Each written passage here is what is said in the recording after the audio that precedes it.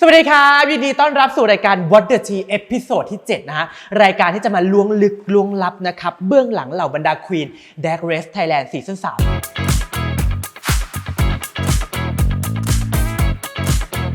3และวันนี้อยู่กับ Gigi Ferraccia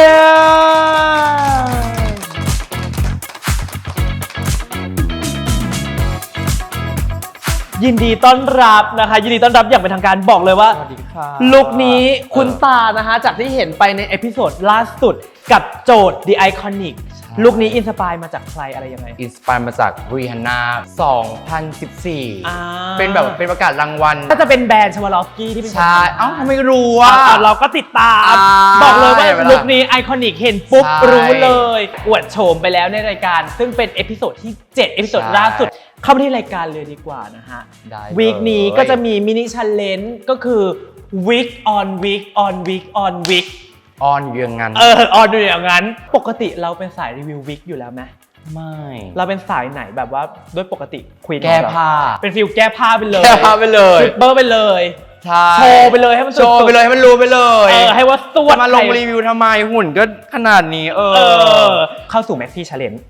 ซึ่งแม็กซี่ชาเลนจ์วีคนี้มันก็คืออิมพร้อมถูกไหมใช่ค่ะเราก็จะแบ่งออกเป็น3คู่นี่ก็เป็นหนึ่งในท็อป6ของเรานะว่าไม่ได้ใช่ซึ่งจีจีได้คู่กับกอตแลนด์ต้องกอตแลนด์อยู่ด้วยนะคะต้องเป็นกอตแลนด์นะคะซึ่งซิทูเอชันที่จีจีได้ในรายการอย่างที่เห็นไปเลยนั่นก็คือเป็นคู่แดรกที่มานัดเดทกันสาธารณะไหนพูดถึงแม็กซี่ชาเลนจ์นี้หน่อยอิมพร้อมนะเขาคือจะให้สตอรี่มาแล้วก็จะมีคำโยนขึ้นมาในพร้อมใช่มาในพร้อมแล้วต้องเข้าแบบคอนติเนียไปกับคำนั้นได้ซึ่งเขาก็ไม่ได้กำหนดถูกไหมว่าจำเป็นจะต้องเก็บทุกคำเขาใช่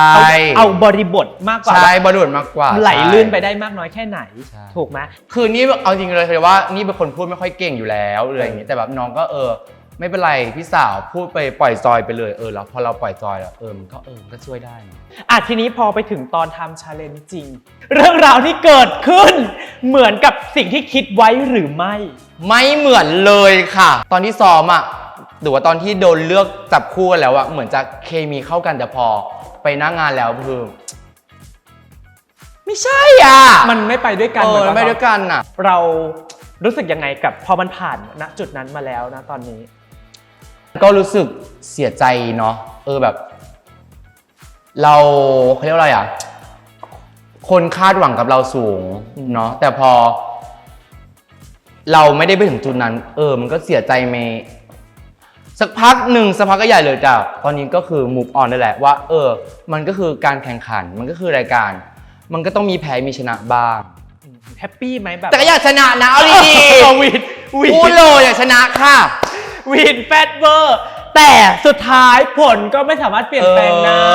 แต่ก็ตามนั้นก็ move on ออกมาแล้วเนาะสุดท้ายเราก็เป็นหนึ่งใน bottom 2ที่ยืนคู่กับเราดันไม่ใช่กวอตแลนด์ปัจจัยอะไรที่ทำให้กวอตแลนด์ไม่มายืนคู่กับเราใน bottom 2คิดว่าก็ลองมายืนกับนี่สิจะรอดหรอบอกเลยกวอตแลนด์เพอร์ฟอร์มหน่อยลูกนี่แน่แต่สุดท้ายคนที่มายืนคู่กับเราคือนันเน่สเฟียร่าซึ่งเพลงที่ได้ลิปซิงค์คู่กันนั่นก็คือ Music Lover ของพี่รักแล้วใจก็มีสิ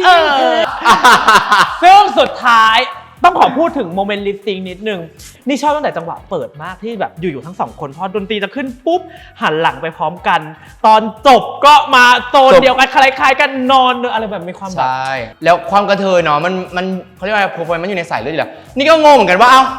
ทำไมอยู่ดีนี่ก็เห็นแบบห่างตาว่ายานาเน่ก็หันหลังเข้าใจไหมเขาว่ากระเทยพอดนตรีขึ้นปุ๊บมันจะมีฟิล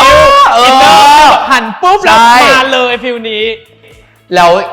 EP นั้นเป็นที่เหมือนแบบตอนลิปซิงค์เราปล่อยใจมากคือแบบว่ายังไงก็ได้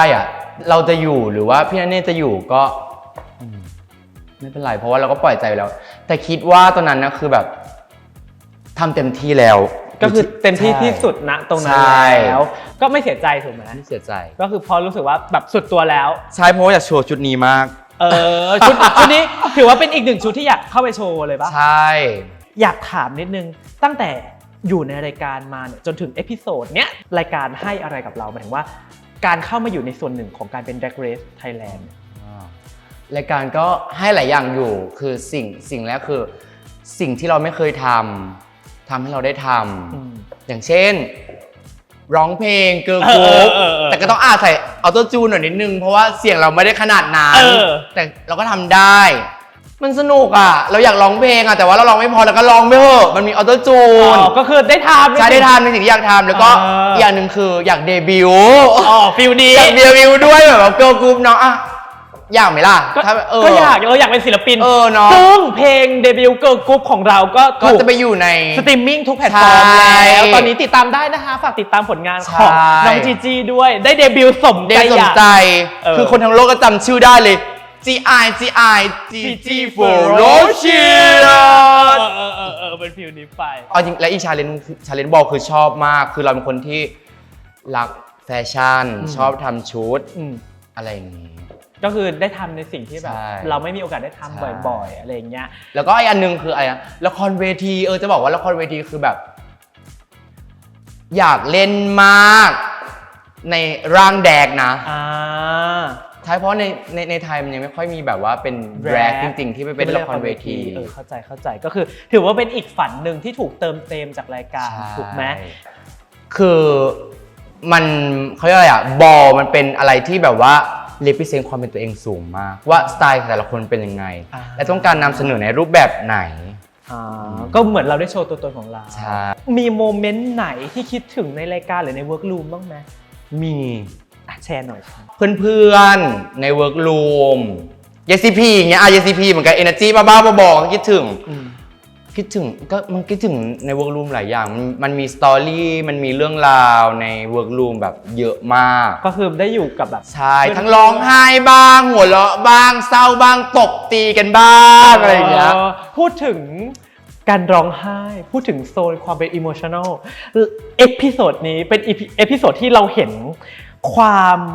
อ่อนไหวแล้วก็ความบอบบางตัวเล็กตัวน้อยของ Gigi Ferocious สูงประมาณหนึ่งอยากถามตรงนี้หน่อยภายใต้ภาพลักษณ์ที่แบบแข็งแกร่งสู้ถึกทนของเราณโมเมนต์นั้นมันเกิดอะไรขึ้น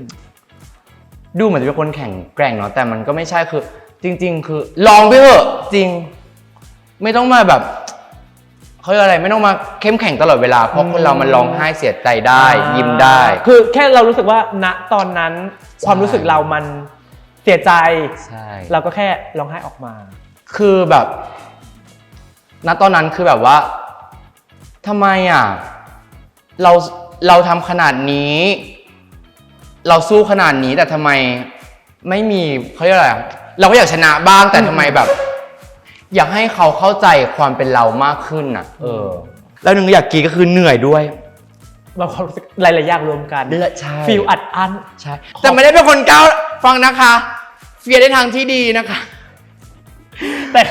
เพราะเราขออนุญาตแล้วเฟียได้ทางที่ดีนะคะก็เลยจัดไปเลย1 แมตช์ใช่ก็บอกหนูว่าขออนุญาตกีได้ไหมคะเขาบอกได้กรี๊ดเลยก็ผู้ใหญ่อนุญาตใช่ผู้ใหญ่อนุญาตถ้าเกิดผู้ใหญ่อนุญาตก็ไม่กรี๊ดเป็นฟีลนี้ก็พูดตรงไปเลยว่าเศร้าก็เศร้าร้องไห้ก็ร้องไห้เสียใจก็เสียใจดีใจก็ดีใจกรี๊ดก็กรี๊ดออกมาเลยค่ะกรี๊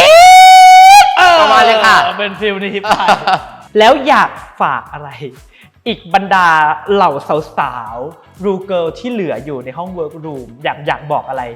ก็รีบตามมากันนะคะทุกคนพอปุ๊บออกเลยหายเหนื่อยเลยก็คือเราออกมาแล้วสบายใจแล้วใครเหนื่อยตอนเหนื่อยใครเหนื่อยตอนไปเหนื่อยไปเลยค่ะเพราะเราสบายแล้วโอเคฝากผลงานของ Gigi Ferocious หน่อยว่าแฟนๆรายการหรือว่าแบบแฟนคลับที่ติดตามเราเนี่ยจะติดตามเราได้จากที่ไหนบ้างตอนนี้ทำอะไรอยู่มีโปรเจกต์อะไรไหนลองฝากหน่อยก็ฝาก Instagram ด้วยนะคะ Gigi Ferocious นะคะหรือว่าใครอยากไปดูโชว์ไปดูได้ที่ Stranger Bar หรือว่าถ้าเกิดใครอยากจ้างงานจ้างหนูได้นะคะอยากเดินแบบอยากร้องเพลงได้ไหมได้เอาเริ่ม GI ไม่สนไม่แคร์ไม่คิดยังไงลืมเนื้อตัวเองและอีดอกเอาละอาจจะไปฟังบอกเลยว่าทุกคนจะจำเราได้ฝากติดตามสตรีมมิ่งเพลงของ Golden Flower เนี่ยค่ะแล้วก็อยากเล่นละครด้วยหรือละครเวทีก็ได้นะคะจ้างได้ทำได้ทุกอย่างทำชุดได้ เห็นแล้วในรายการ เห็นแล้วในรายการทุกคนก็เห็นแล้วเนาะ สำหรับวันนี้ก็อย่างที่ท่านเห็นไป เราเสิร์ฟความตะลึงแบ้ให้กับแฟนคลับทุกท่านแล้วบอกเลยว่าส่งตรงมาจาก Drag Race เลยออกจากเวิร์กรูมปุ๊บมานั่งตรงนี้เลยในรายการ What the Tea นะฮะก็อย่าลืมติดตามนะครับรายการ What the Tea ของพวกเรานะฮะกับฟรานนะครับแล้วก็จะมีควีนคนไหนมานั่งตรงนี้อีกนะฮะก็อย่าลืมติดตามนะครับ1 ทุ่มตรงนะฮะทุกวันศุกร์นะครับที่ Line Today นะครับแล้วก็ YouTube Channel Line Today Pop ครับสำหรับวันนี้ลาไปก่อนครับสวัสดีครับ